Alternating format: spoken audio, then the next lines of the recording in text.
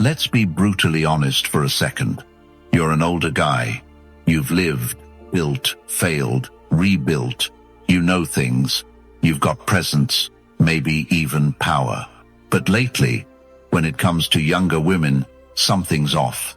The spark fizzles fast. She's smiling today, ghosting you tomorrow. And here's the truth no one's told you. It's not your age. It's not your gray hairs, your slower texts, or your taste in jazz. It's the invisible habits, the little things you're doing that quietly kill attraction, fast. You think you're showing interest, but she thinks you're trying too hard. You think you're being respectful. She thinks you're low status. And that confusion, that gap in perception, that's what this video is going to fix. Because once you understand how attraction really works for younger women and how your maturity can be your weapon instead of your weakness, everything changes. She leans in. She listens. She flirts harder. So before you send that next text, buy her that drink, or try to impress her with your resume, watch this first. Let's start with the most common mistake that older men make, and they don't even know it. Number 1.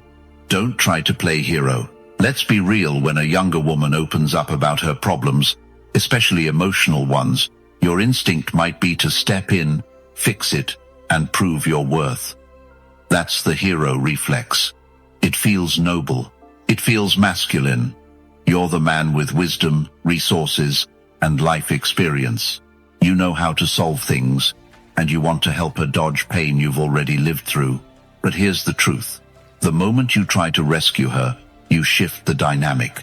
You stop being the mystery, the man she's drawn toward, and you become safe, predictable, familiar, sometimes even paternal. That's when attraction quietly dies. Younger women are not looking for a therapist or a father figure. They're looking for emotional polarity. Masculine energy that doesn't flinch when things get messy, but also doesn't try to clean it all up.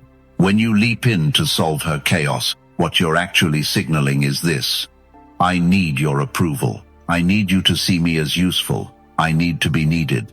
That's not strength. That's validation, seeking disguised as protection. Let's take a classic example. She texts you late at night. Ugh, everything feels so heavy. You could respond like a fixer and say, "What happened? Do you want to talk?" You shouldn't go through that alone. On the surface, it sounds caring. But the subtext is, I'm available anytime. I'll always comfort you. You're my priority. And if she's still figuring out her own emotions, she will read that as you giving your power away. Now, let's flip it. Imagine you reply, "Sounds like a storm. Let it pass. You'll be fine." Calm, grounded, not dismissive, but detached. That tone, that stoic energy, that's you being her anchor, not her emotional janitor. The Stoic approach teaches us to observe chaos, not absorb it. You don't need to dive into her mess to prove you care. You care by staying rooted, by not letting her turbulence shake you. And ironically, that's what makes you more attractive. She sees that you can handle her without trying to handle her life. Here's another subtle layer. The more problems you solve for her, the more you encourage her to remain in that emotional loop. Because it feeds attention, it feeds the illusion of connection. But you're not here to be her life coach. You're here to spark something deeper, something primal. When a man with presence listens but doesn't rescue, he becomes the challenge, and attraction thrives in challenge. You don't need to say yes to every call or rush to answer every emotional flare she throws your way. Sometimes, silence is the most masculine response. Let her solve her own storms, and when she does, she'll remember the man who didn't try to fix her but made her feel stronger in his presence. I choose strength. Drop that in the comments if you've ever caught yourself being the hero and are done playing that role. It's time to stand firm in your energy.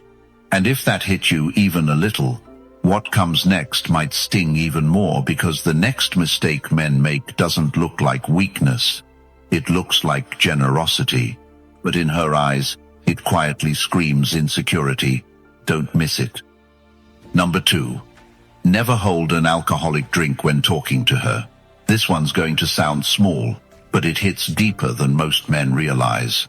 You're at a lounge, music low, lights dim, you're mid-conversation with a younger woman, and in your hand, a glass of whiskey, a beer bottle, or some casual cocktail.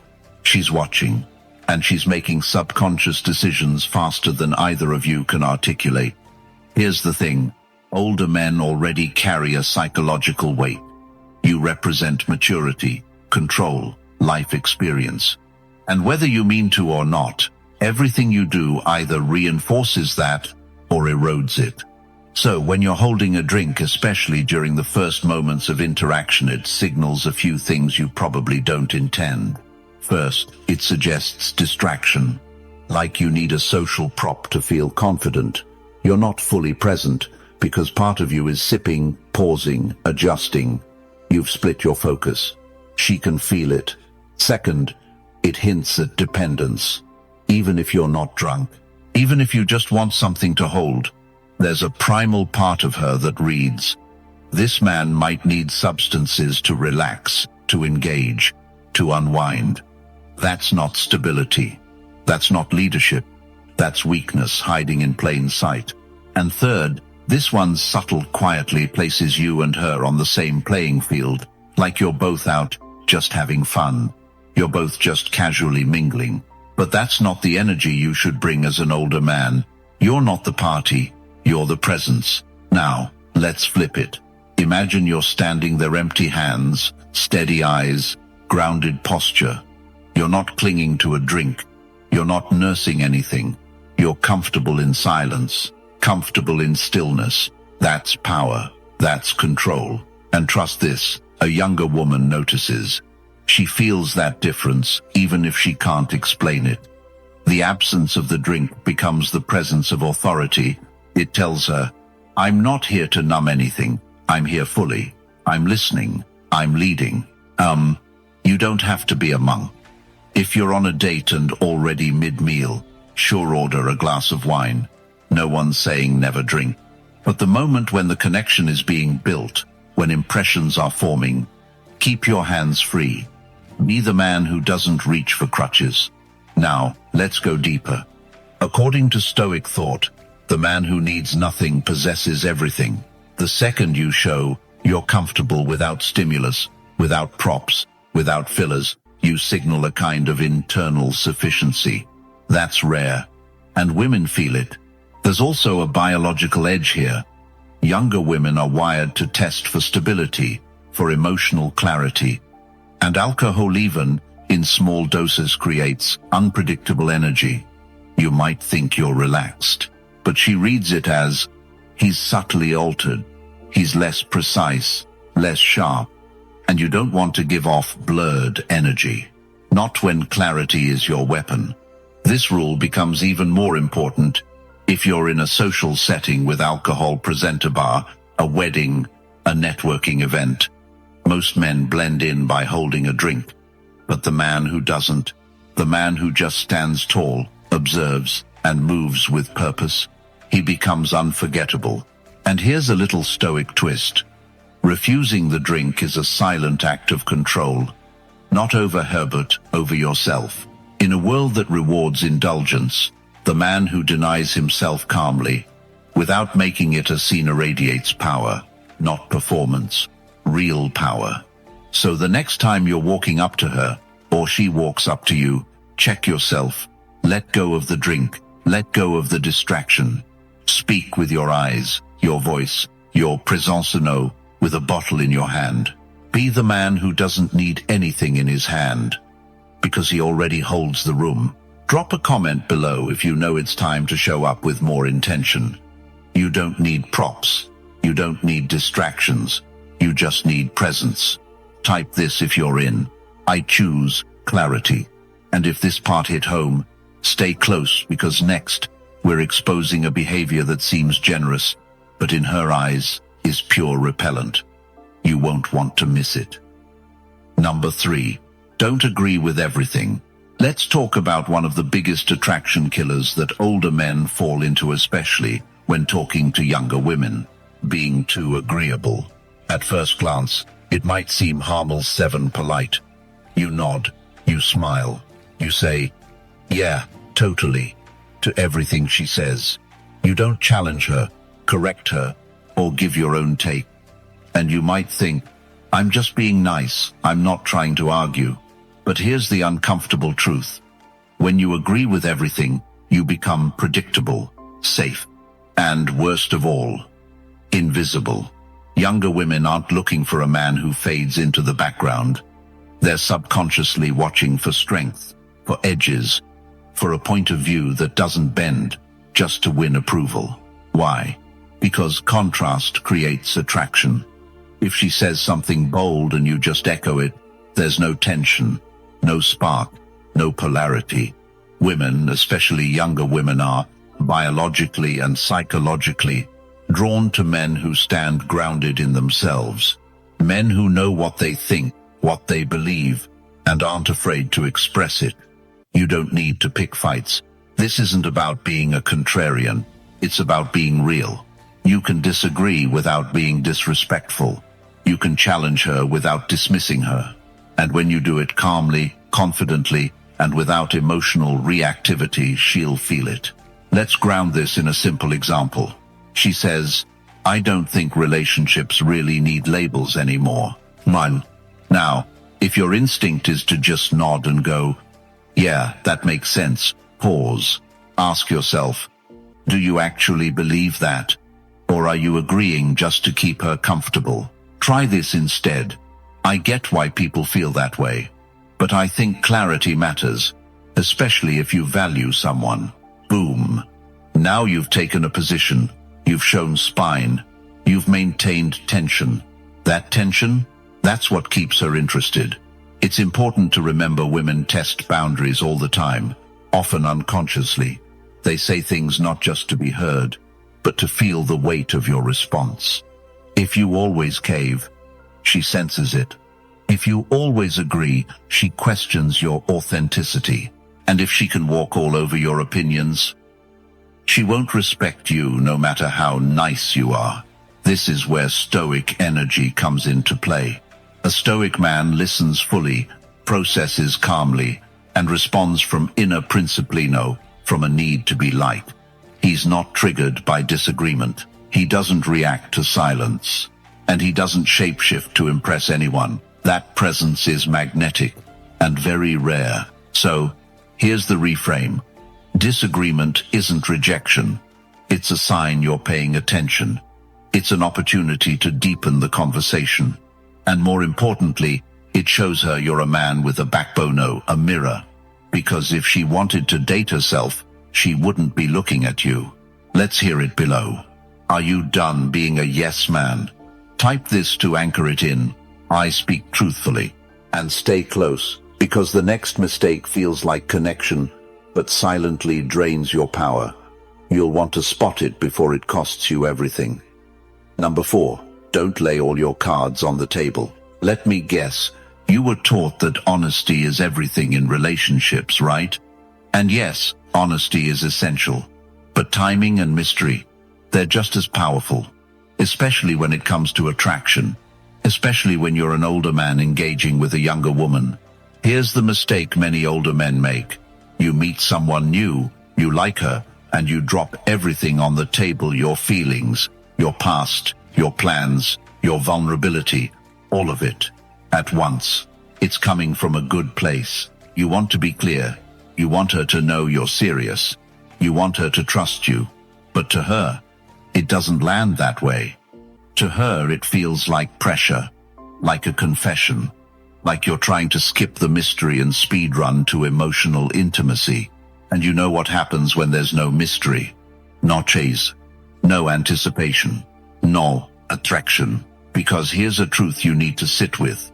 Women fall in love in the unknown. They fall in love wondering how you feel, what you're thinking, where it's going. They lean in when there's space for curiosity. When you hand her the whole emotional blueprint of your mind and heart on day 3, there's nothing left to discover, and she quietly checks out. Think of it this way. Connection is like a fire. It needs oxygen to burn. If you smother it with everything at once, no air, no space, no room for imagination, it dies fast. This doesn't mean you should play games. You don't need to ghost her, or act cold, or pretend you don't care. That's childish. But what you do need is restraint. Emotional restraint, verbal restraint, strategic silence. Let her earn your stories. Let her pull things out of you over time. That pacing builds value. It tells her, this man knows his worth. He doesn't give it away to anyone. When you're talking to her, ask questions. Listen more. Share just enough to spark interest. Then pause. Let her feel that she wants more from you. That desire, that's where the pull happens. And here's something women sense almost instantly: desperation. When you overshare too soon, it often signals loneliness, neediness, or emotional hunger. She picks that up. Even if your words are smooth, your energy says, please like me, please stay, please see how good I am. Instead, you want your energy to say, I'm good with or without you, but I'm curious about you. That shift is everything. So, what should you keep close to your chest at first? Don't reveal all your past trauma in the first week. Don't unload your dating history or why your last relationship failed. Don't talk about how you've been waiting for someone like her. Let the story unfold. Let her come closer by choice, because you emotionally cornered her. Women want to feel chosen, yes, but they also want to feel like they chose you. That requires pacing. That requires mystery. That requires you holding a few cards behind your back, not to deceive, but to enchant. You are not a romance novel she can finish in 2 chapters. You're a man with depth, so act like it. Now let's hear from you. Ready to lead with strength, not oversharing? Comment below with, I protect my mystery. And don't move an inch, because what we're uncovering next flips the script completely. You'll want to be ready. Number 5. Never seek her approval. Let's get brutally honest. The moment you start chasing her approval, you've already lost her interest. It's subtle at first. You say something, then quickly glance at her reaction. You crack a joke and look for a smile. You offer a plan, but only if she's okay with it. You walk on eggshells, softening your edges, adjusting your opinions. Why? Because you're afraid of rocking the boat. You want her to like you. That's not strength, that's self-abandonment. And here's the thing, women don't respect a man who doesn't respect himself. Now, you might say, but isn't compromise part of any relationship? So a mutual compromise. But what we're talking about here is one-sided approval, seeking, and it's rooted in fear. Fear of losing her, fear of not being enough, fear of rejection. You don't need her permission to be who you are.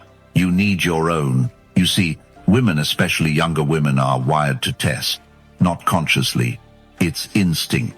She wants to know if your confidence is real, if your masculinity is grounded, if your values are sturdier, if they bend every time she raises an eyebrow.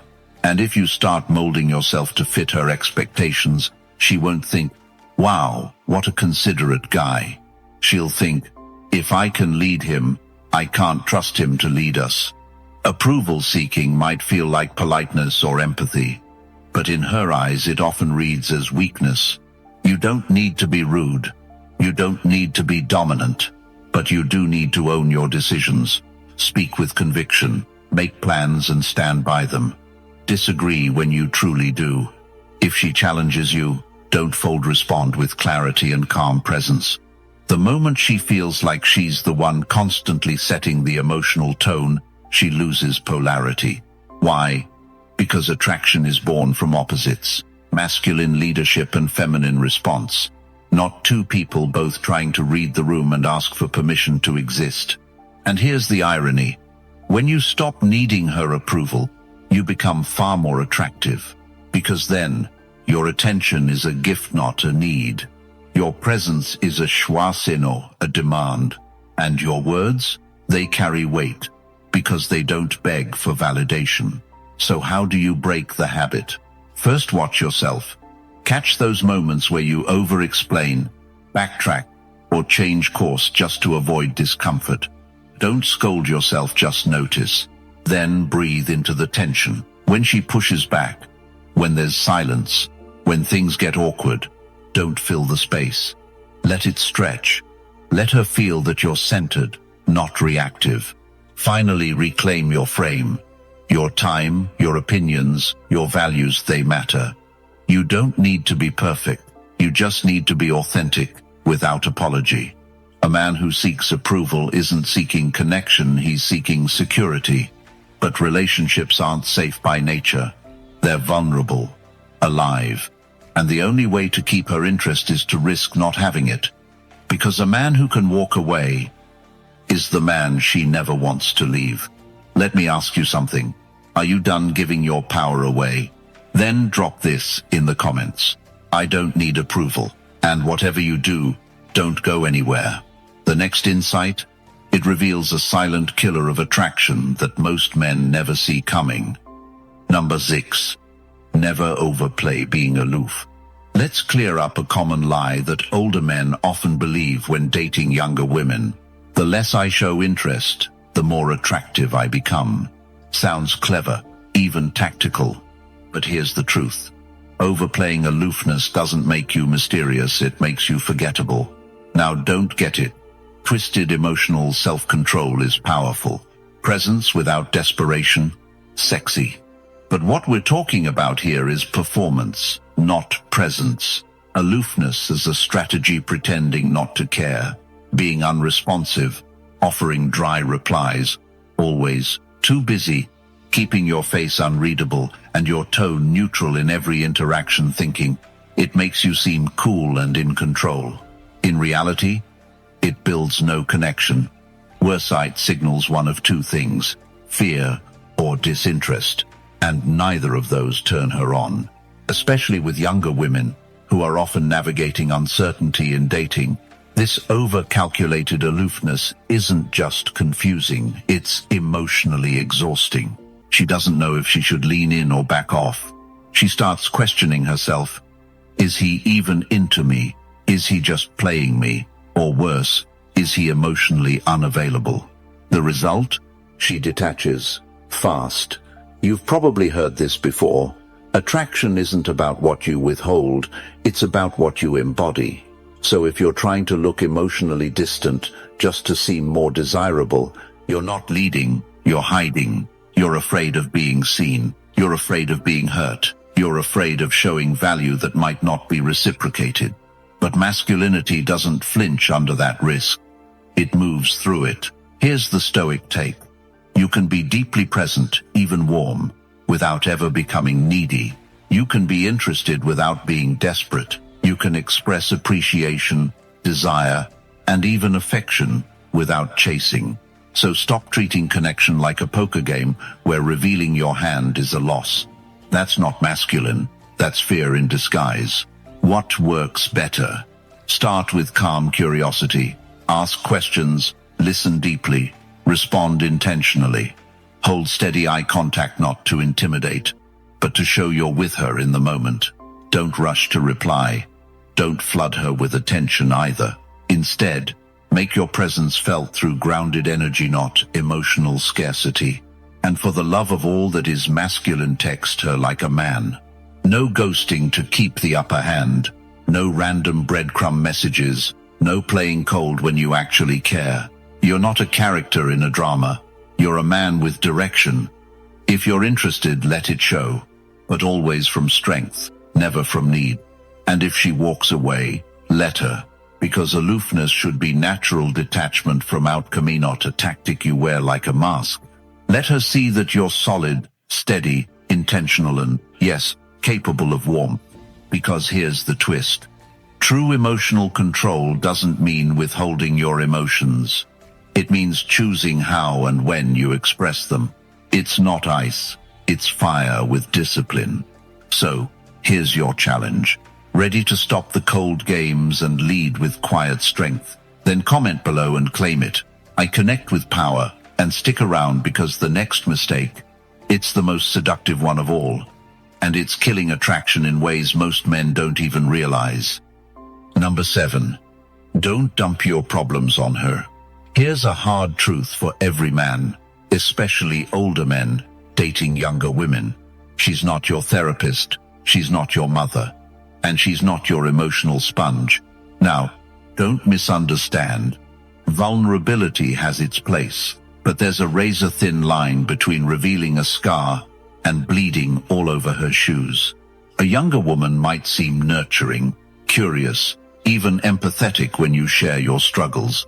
She may ask, "What happened?" or say things like, "You can talk to me." And that's where the trap begins. Because if you don't know how to carry your pain with discipline, if every time you feel stress, sadness, or insecurity, you reach for her like a lifeline, then she stops seeing you as a man. She starts seeing you as weight. She doesn't feel excited to connect with you. She feels responsible for your stability. And attraction dies the moment she becomes the emotional parent. Now, this doesn't mean you have to be a robot. A real man isn't emotionless, but he is emotionally self-led. He doesn't explode his problems all over someone. He chooses what to reveal, when to reveal it, and how to reveal it with control, not chaos. Let me give it to you straight. You're not in her life to be a project she fixes. You're in her life to be a man who leads energy, not leaks it. So next time you're tempted to overshare about your ex-wife, your health issues, your financial stress, or your loneliness, pause. Ask yourself, am I saying this to connect, or am I unconsciously asking her to carry my pain? Because when you vent too early, too heavily, or too often, what you're really doing is begging her to co-regulate your nervous system. And that's not intimacy. That's dependency. Want to truly impress her? Show her strength through your frame. Mention a struggle with composure. Speak about challenges as chapters you're writing through, not wounds you haven't stopped licking. That's how Stoic men speak. For example, instead of saying, "I've been depressed lately, life's just too much," say, "This season's been heavier than usual, but I'm grounded in the process. I'm focused." See the difference? You're not hiding, you're owning. You're not dumping weight, you're demonstrating internal weight-bearing. Women feel that. It doesn't burden them, it pulls them in. Because that's what creates masculine safety, not perfection, but poise. Now, if you're already in a relationship and emotional sharing is part of your rhythm, good. But even then, manage your emotional hygiene. Don't turn every conversation into a therapy session. Don't spiral out loud. Don't test her capacity to handle your darkness. Your pain needs a purpose note, an audience. And let me say this clearly. If you need to break down, do it privately first. With a coach, with a mentor, with your journal. Because when you bring it to her, it better come wrapped in self-awareness and restraint. Otherwise, what started as sharing quickly becomes emotional pressure, and she will pull away. So ask yourself right now, are you carrying your pain like a man, or spreading it like a mess? If you're committed to leading with discipline, drop it in the comments. I carry my weight. And stick with me, because what we'll tackle next, it's the silent destroyer of masculine energy, and most men don't even know they're doing it. Number 8. Never say sorry for everything. Let's get this straight. There's nothing weak about apologizing when it's necessary, but when you over-apologize, when sorry becomes your punctuation mark, you don't come across as kind, you come across as uncertain, weak, eager to please, afraid to offend. That's the last thing that stirs attraction in a younger woman looking at an older man, because she's not drawn to guilt, she's drawn to gravity. Now think about how often you've said things like, "Sorry, I didn't mean to bother you. Sorry, I was just asking. Sorry for taking up your time." Do you realize what you're doing? You're apologizing for existing, for having a voice, for wanting something. And when you do that, you're unconsciously telling her, My presence is a disruption. That's not leadership. That's submission. And here's the Stoic truth. A man who walks in his purpose doesn't need to shrink in order to be accepted.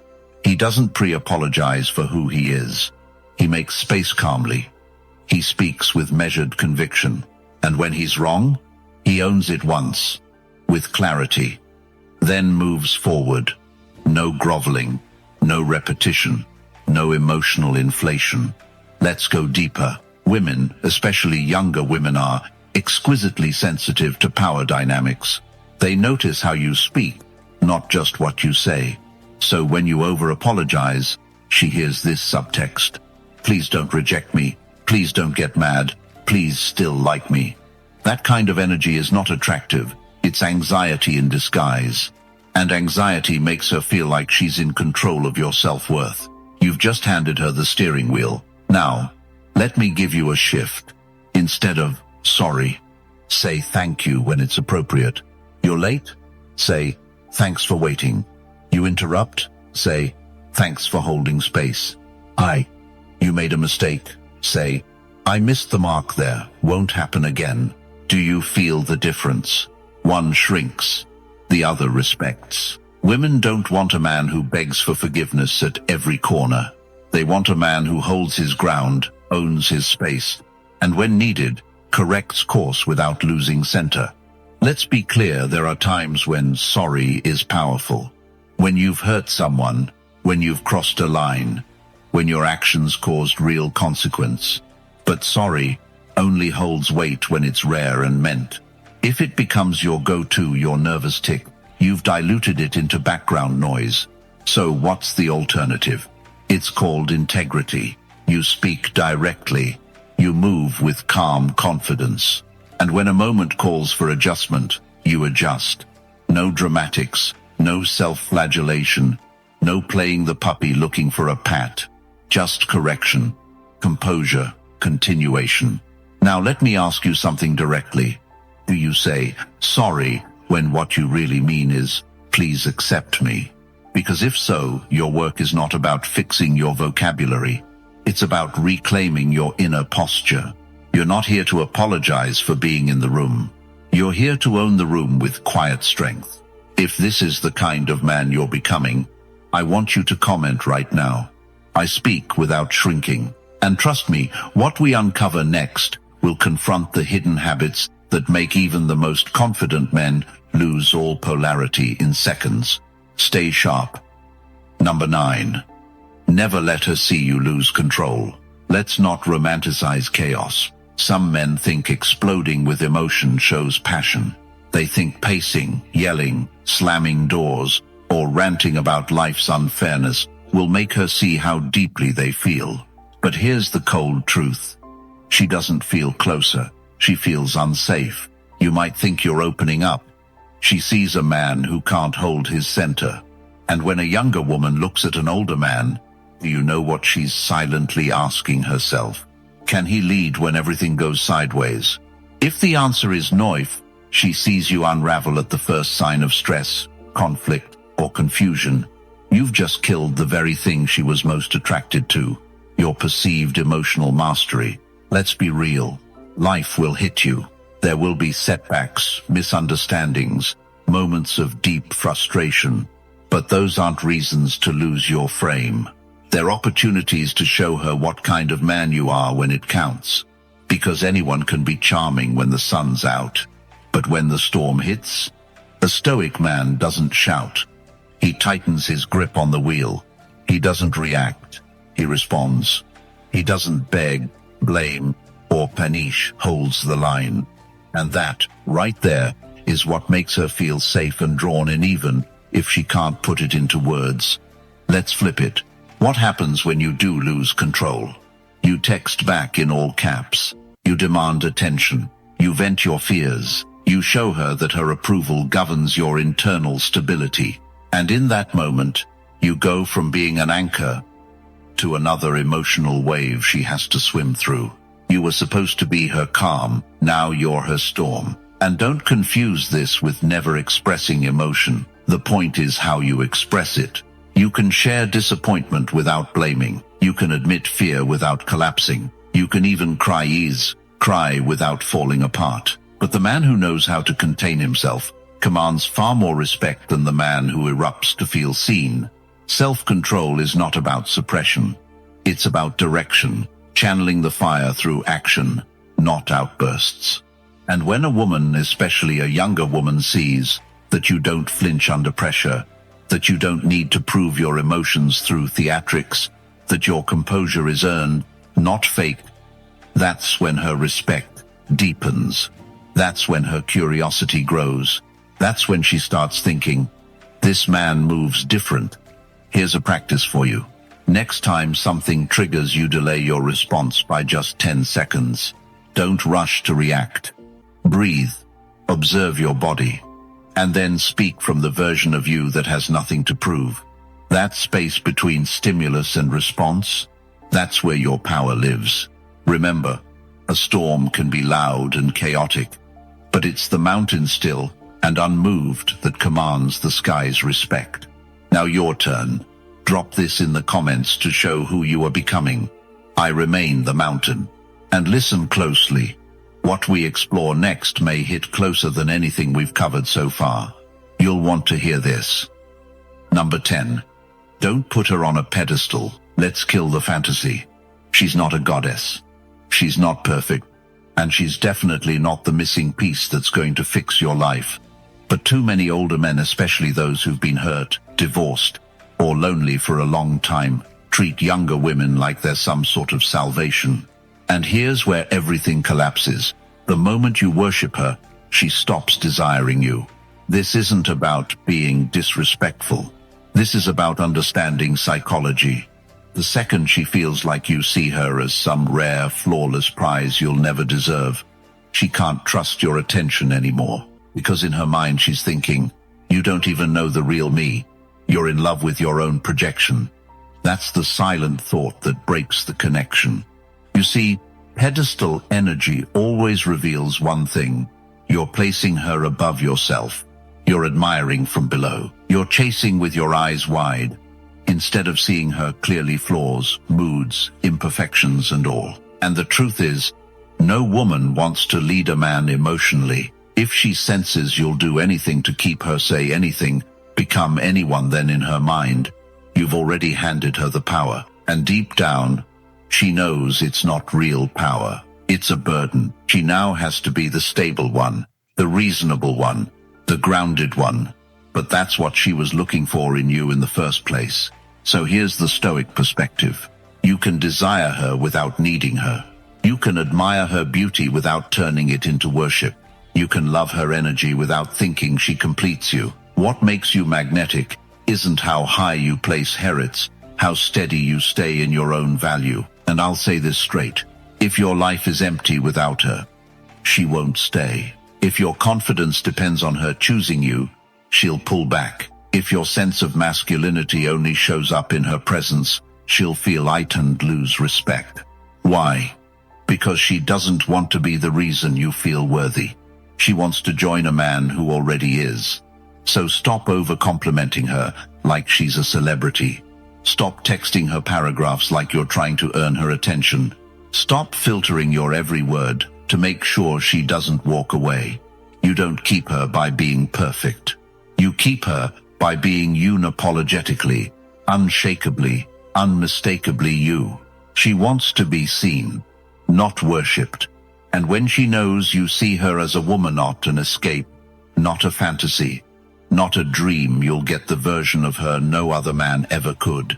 That's the shift. So ground yourself, get off your knees emotionally, and walk side by side, not behind, not beneath.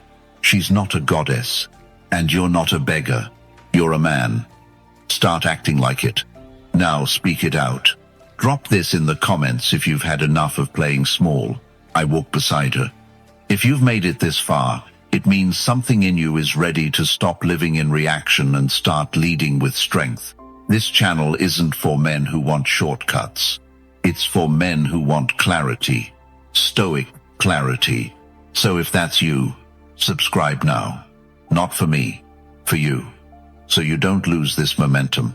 And if you're ready to go deeper past the surface, past the noise, join the Stoic Brotherhood, our members-only community where the real work begins.